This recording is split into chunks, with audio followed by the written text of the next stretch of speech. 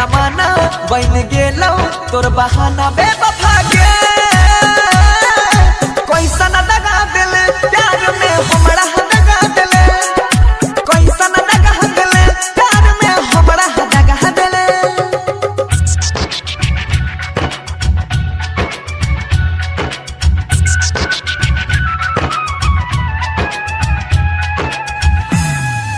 DJ Manish Roxon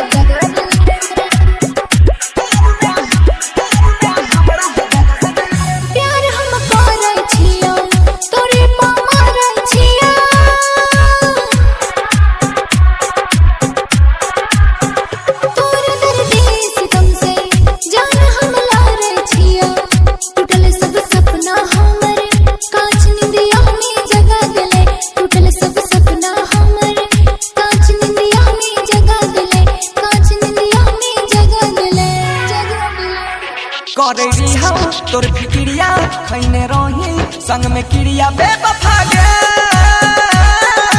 कैसा न दगा दिल प्यार में हमरा दगा दिल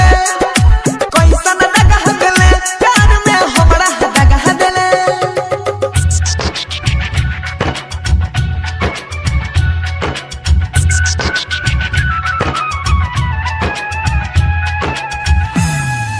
DJ Manish Roxon